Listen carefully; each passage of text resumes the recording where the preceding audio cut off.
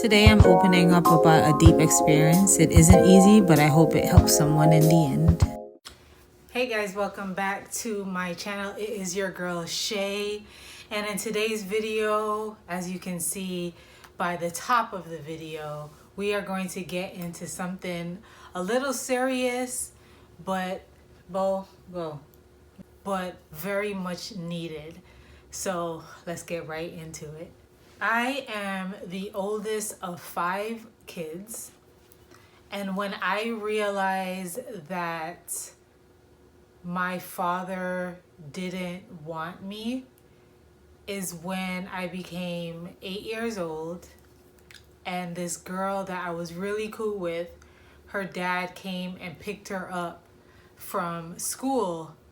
And I remember thinking like, oh, well, my dad never comes to get me, but maybe because we're in St. Croix now and it's too far away. So I remember thinking like, what's going on? So I asked my mom, and she said, well, he has a new family, so it's just me and you, kid. And I just remember thinking, well, dang, like, it is what it is, I guess. I might start crying a little bit because it involves my grandma, and as you guys know, like, well, I don't think I spoke about it, but she passed away this year at the top of the year. Like, not the top, but like April, a couple weeks before my birthday. And I was 18 years old, and I went to go visit my grandmother in New York because I always go visit her for the summer. And my cousins were there, and we were running up the stairs to go to my aunt's house, and the doorbell rang, and my grandma went to answer the door, and she said, Shayna, come here. And at the time in the group of cousins, I'm the oldest in the group. And I always remember thinking like, why does she always call me and get me involved in the stuff that she got going on? Like,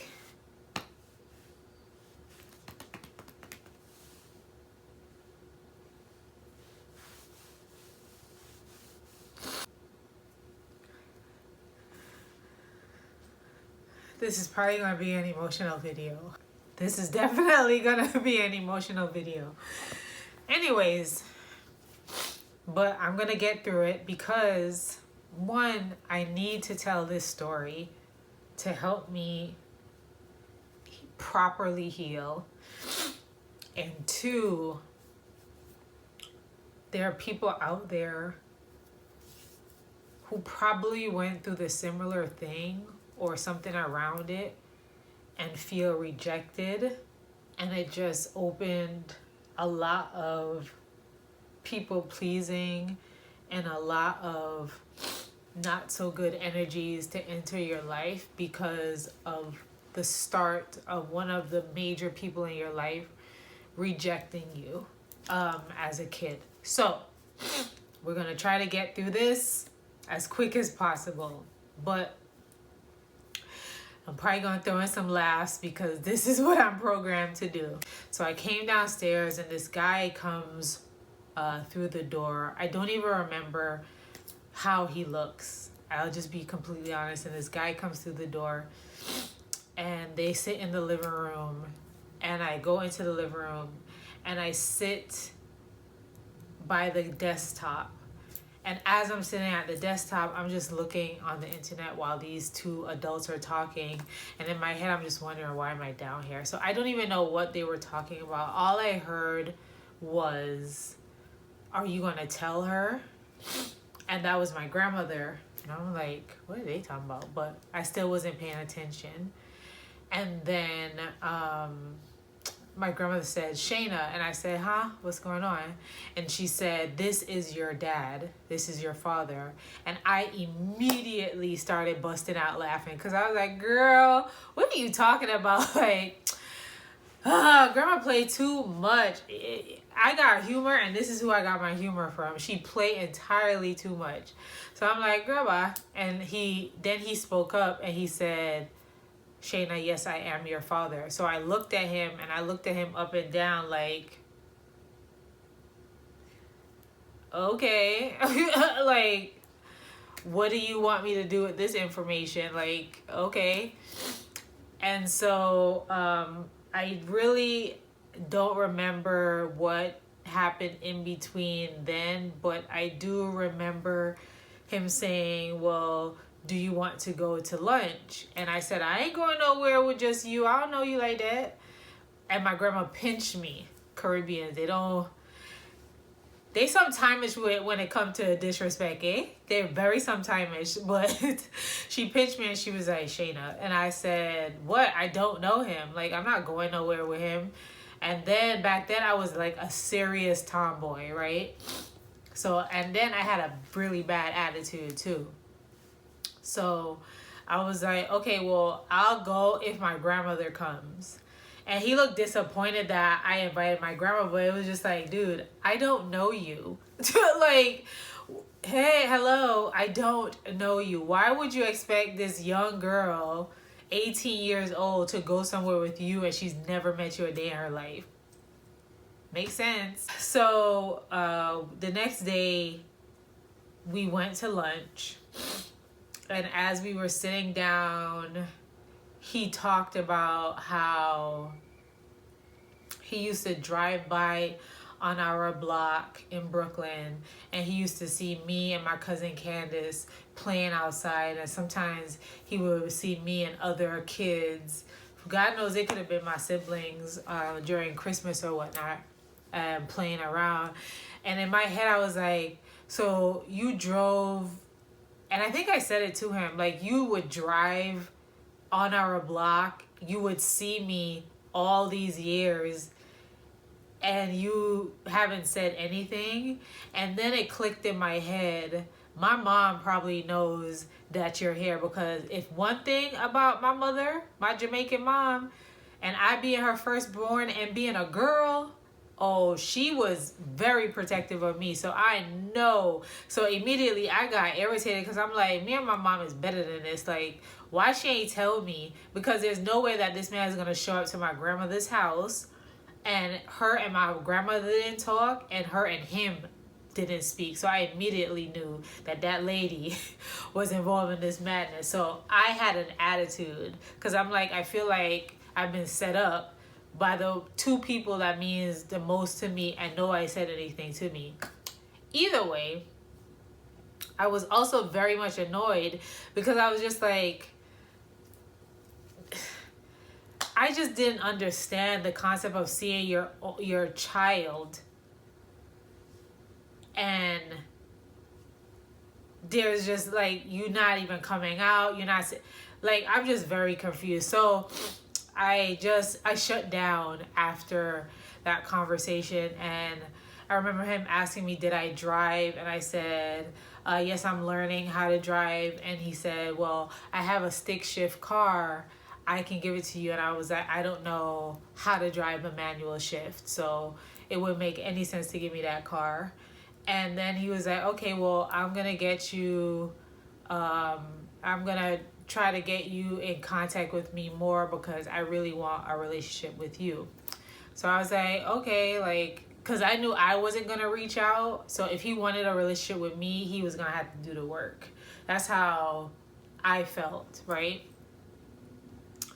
And we went to Banana Republic at over 42nd Street by Rockefeller Center. I remember it.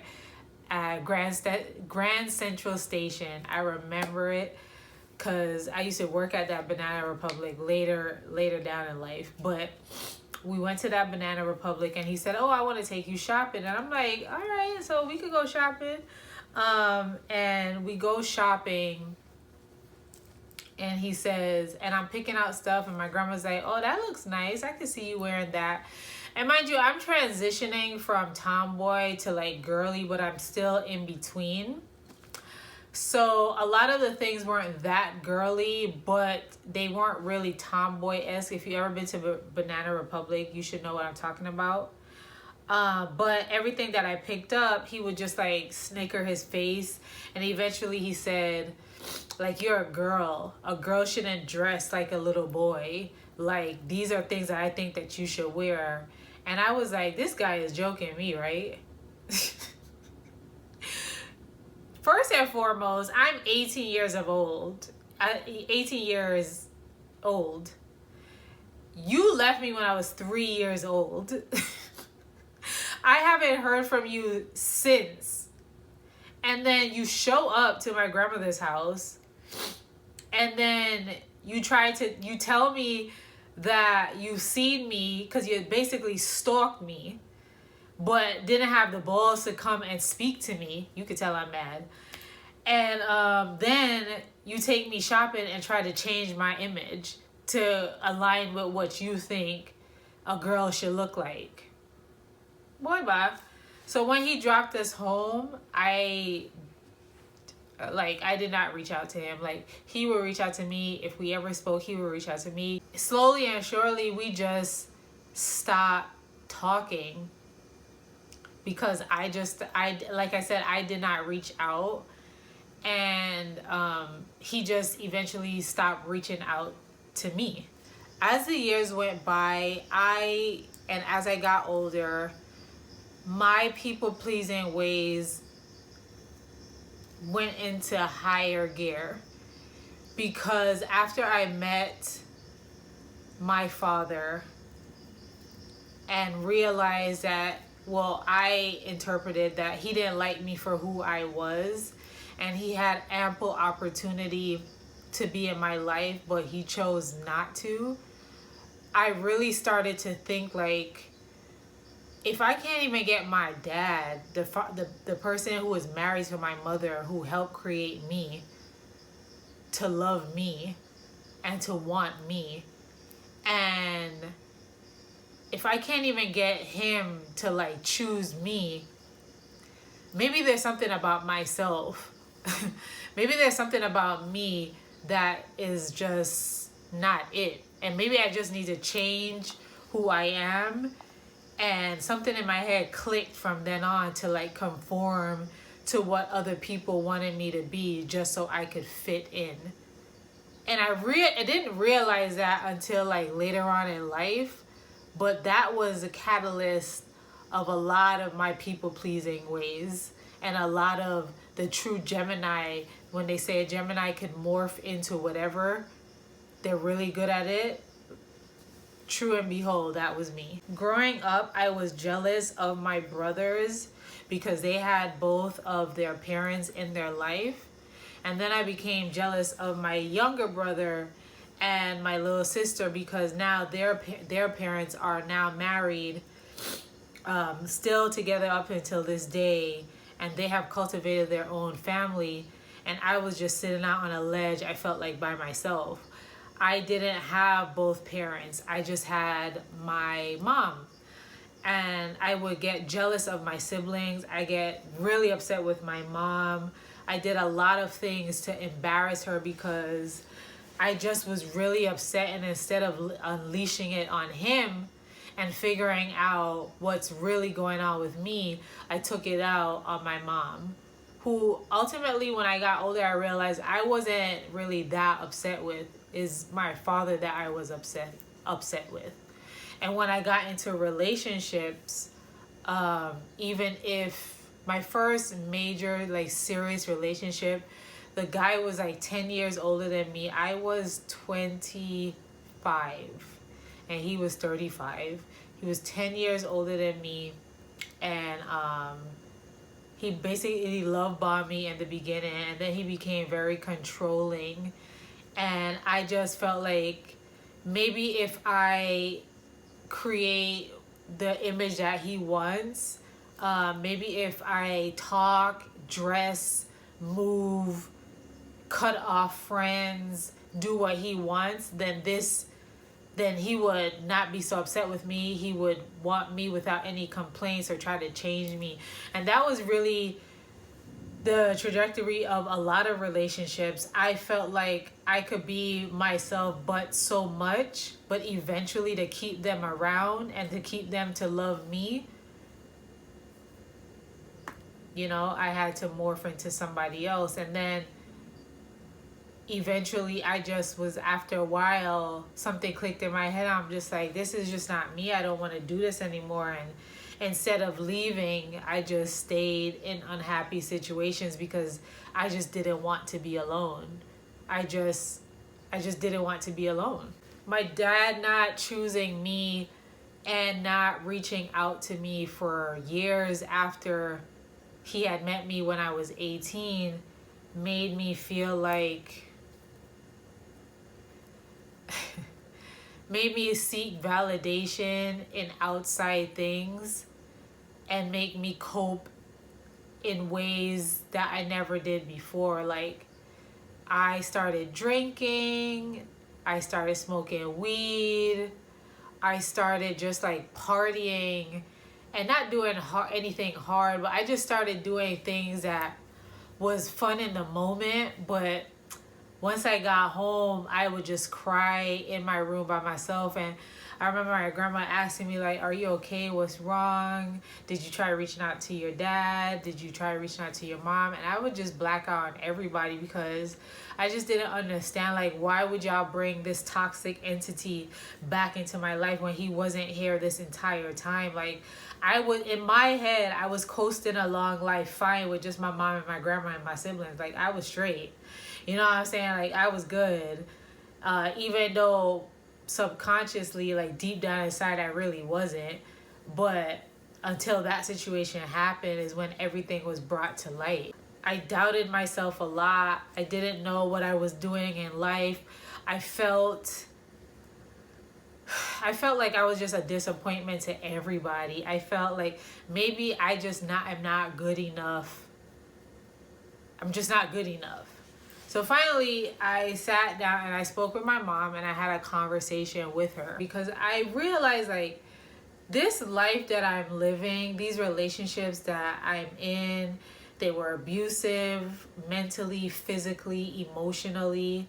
They got me out of character. I still have scars now because of them. I can't live this life anymore. Like, it's one thing to disappoint yourself, but when you start disappointing your mom and then now your grandma, but she won't tell you, but you could tell in her face, and then you're crying every single night, you're gaining weight. I was called string bean majority of my life. This bracelet my stepfather bought me when I was in high school, and I'm still wearing it. That's how skinny, like, my wrist has not grown, but that's how, to show how skinny I was. And then I just bloated up and started gaining weight. I wasn't comfortable in my skin. I really didn't know who Shay was anymore. So I decided, how old was I? I don't even remember, but I had a conversation with my mom and I asked my mom, I said, Mom, can you tell me, like, y'all's relationship? And I'm not trying to dig up anything and hurt your feelings, but I would really like to know, like, where did he go? Like, what happened? And essentially she told me that they were married, and then she became pregnant with me, and he was all excited about it. But then he had this high school sweetheart that showed up.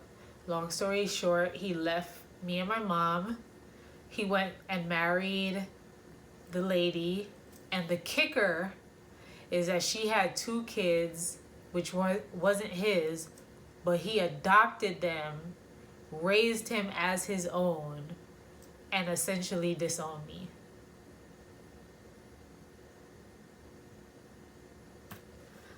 So when hearing that, I really, really felt like this guy just did not want me from the beginning. And then when he finally met me in person, I just wasn't who he expected me to be, and decided that he just didn't want anything to do with me. And then I asked my mom, so why did he reach out? And she said, that he reached out because his mom was on her deathbed, and the one thing she asked for is to meet her grandkid, which was me. And he waited too long, and I guess he felt guilty, and then he reached out to me. I started going to therapy because I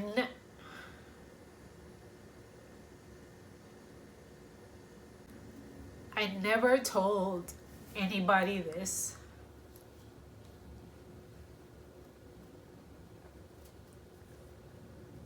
But I had a really good friend. Well, he's still my friend, but we're not as close. Named Cameron. And I was living in New York in a studio apartment that I could barely afford. Like, barely afford. But I wanted to feel like, well, I was this grown person, and I'm gonna prove to this man that I am the kid that he should have wanted. And while I was sitting in that apartment, and I had asked my mom that, and she told me how he had adopted this lady's kids and hasn't helped her. She hasn't asked him for help, didn't reach out to me, nothing.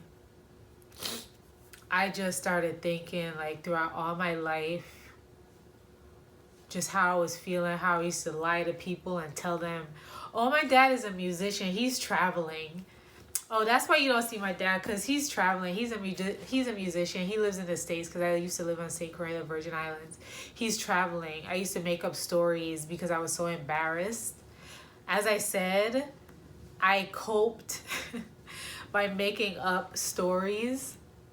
But as I became an adult, I realized how it impacted me, how tremendously it impacted me that my father, my biological father, wasn't around.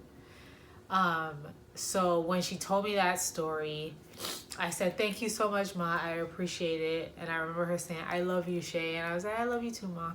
We got off the phone, and I took some pills, and I had posted something on Facebook. And in my head, I was just like, I'm really over it. It doesn't seem like anybody wants me. My own father don't want me. And I'm trying my best to get out of these feelings and try to not just be a better person, but it's just not working. It's just too late for me. And Cam came knocking on the door, and I don't remember what I posted on Facebook, but he came knocking on the door. I don't even know how he got inside. But then the ambulance came, and I just remember being in the ambulance and in the hospital room, and Cam was right next to me. And then is when I realized, like, life is hard, and I don't mind. That's what I felt then. I don't mind disappointing myself, but to hurt my grandma and my mom in that way, I can't do that. So I need to figure this out. So I started going to therapy. And the therapist told me that I needed to reach out to my father again. I needed to have a conversation with him, to let him know how I feel and hear his side without any judgment, and like actually hear him out. So I reached out to my father, and before that happened, another major reason why I got to that situation where I ended up in the hospital is because I had decided to reach out to, I had decided to reach out to him again because I just really wanted to hear his voice, and I just wanted, I don't know what I wanted, but I reached out to him, and I had called, and a guy picked up the phone, and he was like, hi, how can I help? And I said, can I please speak to Brian such and such? And he was like, who is this? And I was like, this is Shayna. And he was like, who's Shayna? And I said, oh, his daughter. And I heard my father's voice in the background. By this time, I know his voice. So I heard his voice in the background. And I'm like, oh, he's going to give him the phone. And the guy on the phone says, this is his son. He doesn't have a daughter named Shayna. Please don't call her again. He did not whisper this. I heard my father in the background saying, who is that? So he obviously was in the room. So when the guy hung up, I'm expecting my father to call me back, because I'm expecting the boy, even if the guy didn't say who was on the phone, you obviously was in the room because I heard your voice. I was expecting him to like get his phone and call back. Didn't call back. So that made me spiral even more. But anyways, fast forward. I asked my mom for his number, and she was like, oh, I deleted that after you told me what happened and everything that you were going through. I'd like delete his. I don't have his number no more. So I looked up his name. I looked up the state that he was in. It wasn't really hard. It was actually very easy. So I think like God may had a hand in that, because then I looked up his name, his birthday, where he was, and I found him. But this time, the way in which I found him wasn't what I thought. So in the newspaper, they had articles with people, and on the bottom it was an article about, and it had his name, and it was an obituary, and it said that he had died of a heart attack, and he left behind his wife's name, and his 2 kids. And I was nowhere to be found in that article. And I remember sitting down and I called my mom. I sent it to my mom, and I said, oh, Mom, he's gone, so I guess that's it for that. And she was like, oh my gosh, Shay, I'm so sorry. And I said, oh, my, it's cool, it's straight. I got you in grams. It's unfortunate that he passed away, but it is what it is. And I was cool. A year to the date later, I was talking to my ex, and he had told me that he had said something about like the mother of his child is giving him such a hard time, and all he's trying to do is be the best father that he could be. And I broke down crying, and he looked at me like, what is wrong? Like, babe, like this has nothing to do with you, I promise you. And I cried the entire day. I remember that because my eyes were swollen, my voice was gone, I didn't have an appetite. Like, I cried the whole day. And I called my mom. He had texted my mom, I think, and then she called me. And I said, Mom, I'm just crying. I don't know why I'm crying. And she said, I think it's finally hitting you. And I said, what? She was like, your father passed away, and you kind of like brushed it off and acted like it wasn't that big of a deal. And she was like, I think you should call your therapist. And I was just crying for like the whole week. Of course, I didn't cry at work, but like I wasn't myself. And even my coworkers who know me to be the class clown and the goofy one, they were just like, what is wrong with Shay? Like, and I spoke to my therapist, and she told me like, how she asked me a couple questions, because if you didn't see my other video, this is why therapists are good. She asked me a couple questions, and one of the questions she asked, I remember, is she saying, how did you feel when you didn't see your name on the list? And immediately I felt just sadness. I felt like I just never existed. I just never existed. My father's side of the family, I don't know any one of them. I'm pretty sure they know about me because his mom asked for me. She didn't get a chance, or I don't even know if she got a chance, but I don't remember meeting her. So I'm going to say she didn't get a chance to meet me. He met me, and I guess I wasn't what his other daughter was like. So he pushed me to the side. And now you've passed away, and is as though I just never existed. And that just made me feel like I was a mistake, like I shouldn't have been here. It just made me feel like there's just a big chunk of me that I didn't know was missing until I met him,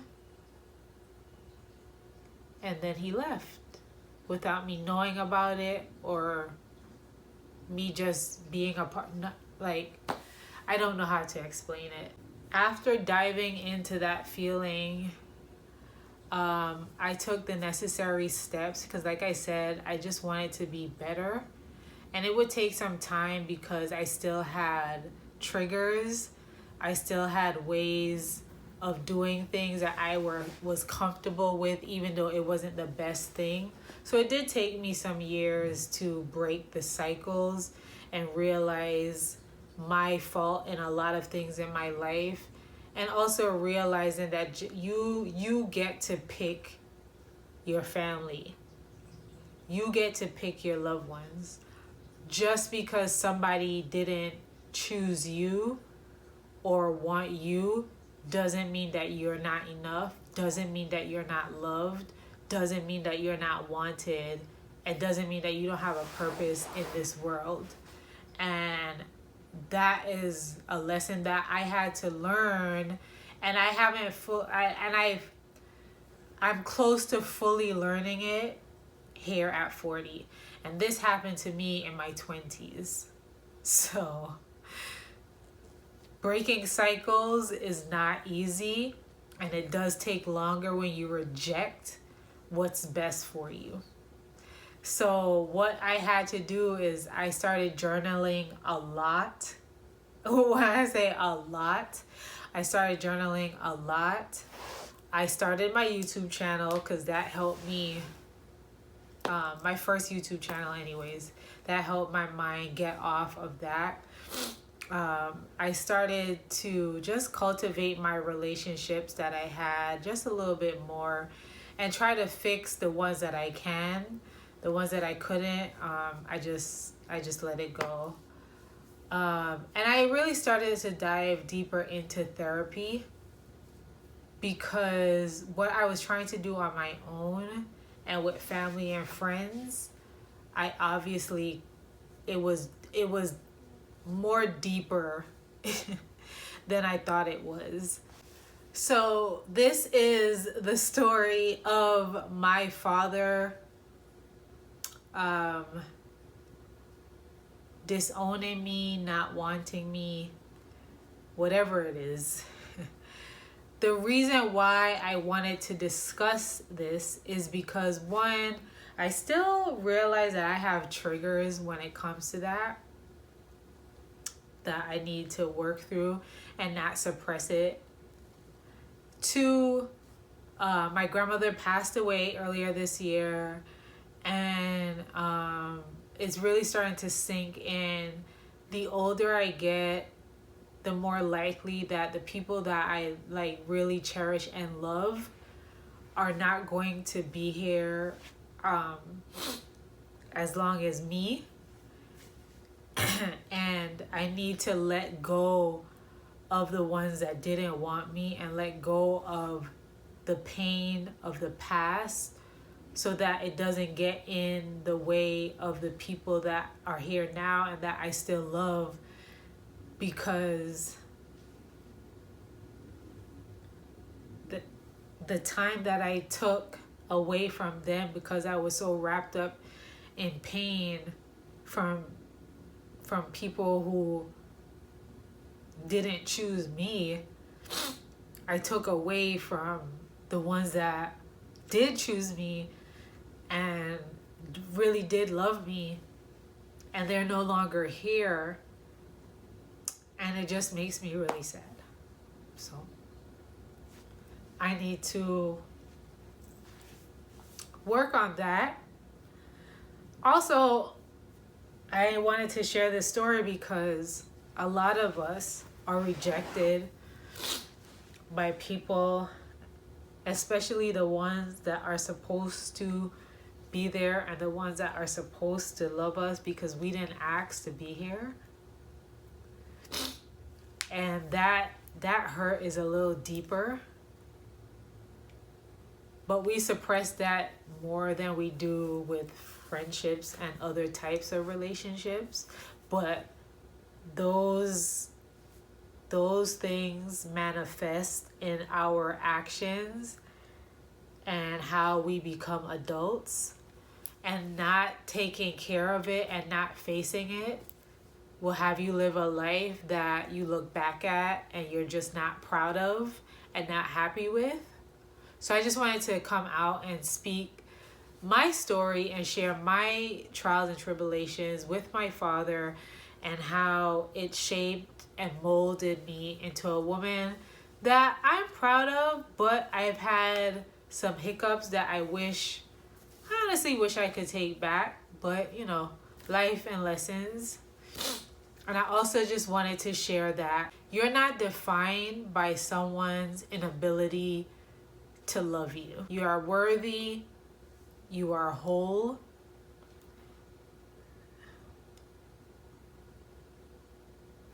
and you are enough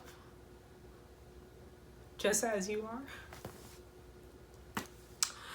So, if you have any similar stories, if this helped you in any way, please leave it in a comment box below. Don't leave your girl out here by herself tearing up on this YouTube channel. Don't do that to me, child. Talk in the comment box. I will respond. If nobody else will, I will respond. Let's build a community, foster a community of support, shall we? There's too much negativity going out there anyways. Let's have support. Let's have community. So with that being said, I hope you guys enjoyed this video. Don't forget to like, comment, and subscribe. In the next video, I'll try to talk about something a little lighter, but like, hey, we're breaking the chains, we're breaking the shields. We want to become better people. In order to do that, we got to peel back the onion layers. And sometimes these conversations are tough, but they help us get to a better version of what? Ourselves. You, me, us. So I'll see you guys in the next video. Bye.